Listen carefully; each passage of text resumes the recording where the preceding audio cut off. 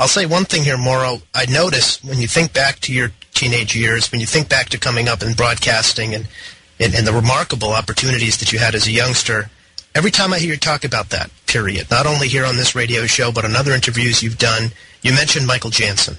Every time. It seems like you can't even think about pro wrestling as a child. You're saying his name, it's pretty emotional because his...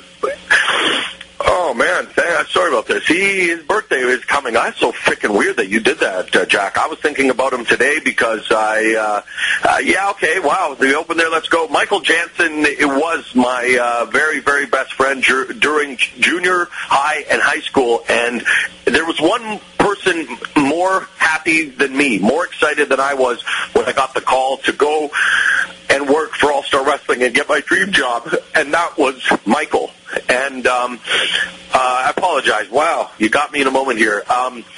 Take your time. Michael just represented my best friend. I mean, we're brothers. We love pro wrestling. I mean, we all have best friends. We all have brothers, people you stay close to. Absolutely. So anyway, Michael and I were inseparable. We had the same interests. He was a tremendously funny guy. Very, very much would have been a comedian or an actor. Just one of those personalities. And yet, just like me, had his issues, bad skin, whatever you call it. So he was picked on. I mean, it was, we migrated to the cool kids are the cool kids, the nerds are the nerds, call us what you will. But our love and our addiction, our obsession with pro wrestling is what really united us. So anyway, he and I, we used to go to shows together. I'll never forget how proud he was when I was doing television tapings, and he'd get to hang out with me at the TV studio and whatnot. And anyway, he became one thing. His family comes from a successful family, and his mother and father I'm still very close to this day.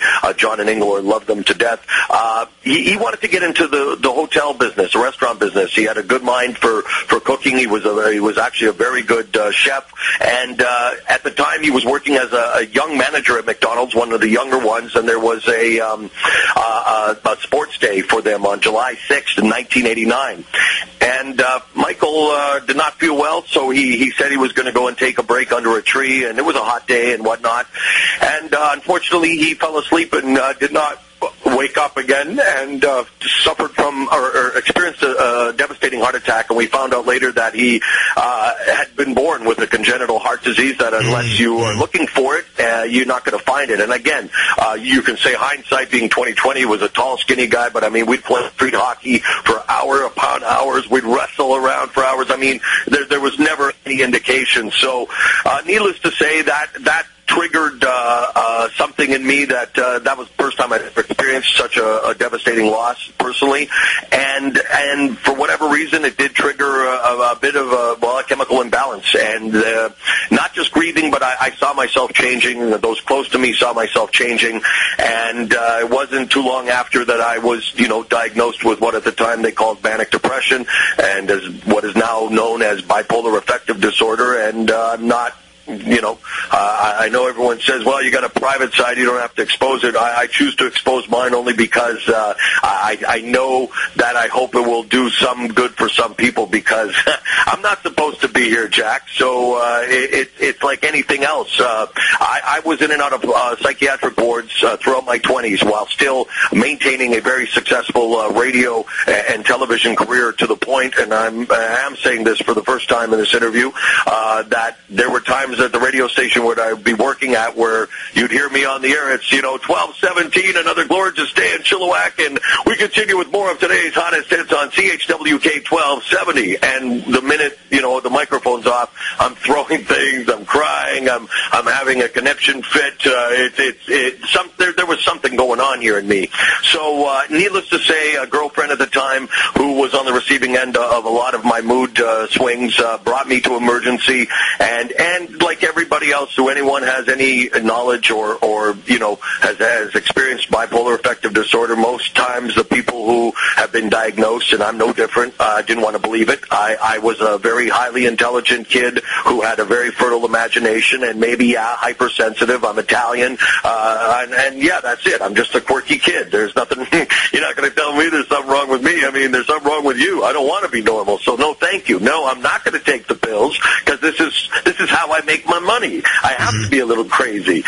This is what works for me. I'm a hyper guy. I'm the manic Ranallo, and there it is, the word in the phrase right there. So, needless to say, I fought it on and off, and I went through hell, as only those of us who have experienced being in a psychiatric ward can tell you. And yet, I also then was blessed to be in those psychiatric wards because, to be honest with you, I think I was put in the psychiatric wards because even the doctors and nurses there have told me over the years that the amount of help to the other patients that I did, I knew very early on what I was suffering from. I embraced it. I did my homework. I read books on it. I understood, okay, this is nothing, like it's like diabetes. You got to take insulin to make sure every day. So I got to take something every day. Otherwise my moods and my mind, goes a little crazy. Okay, I can deal with this.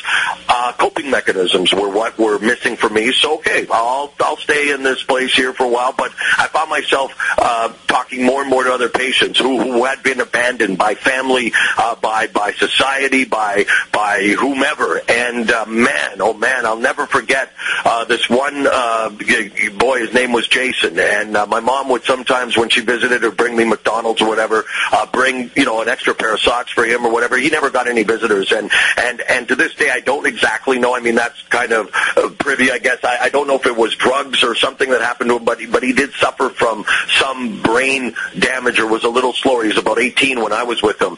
Anyway, one night, and he'd always ask me to read the Bible with him and whatnot, and I'd say, okay, sure, let's do this. One night, and this is again when I would be 21 years old, so my career is starting, but it's almost over because, I'm in the psychiatric ward, I'm depressed, I don't know what's going on. Anyway, in the middle of the night one night, he came and shook the foot of my bed. I was like, whoa, what's up, Jason? What's going on?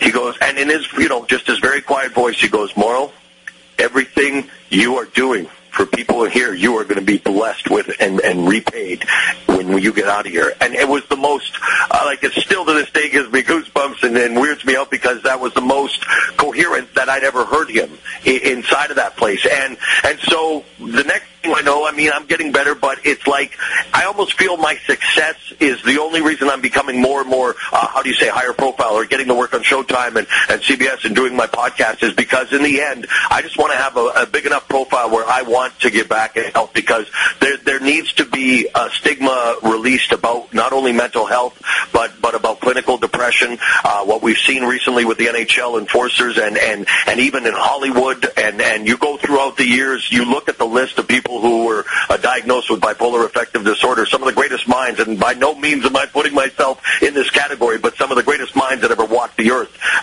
were diagnosed with such. And I do embrace the gift that I've been given as a bipolar person. I play the keyboard. I can hear a song and mimic it in 5 seconds. I look at a script and I memorize it in 60 seconds. I know there is also a benefit of my illness. So I just want to tell people who are listening to this right now that are suffering from whatever they say is a label or something, embrace it. Play the game, as Dana White told Nick Diaz.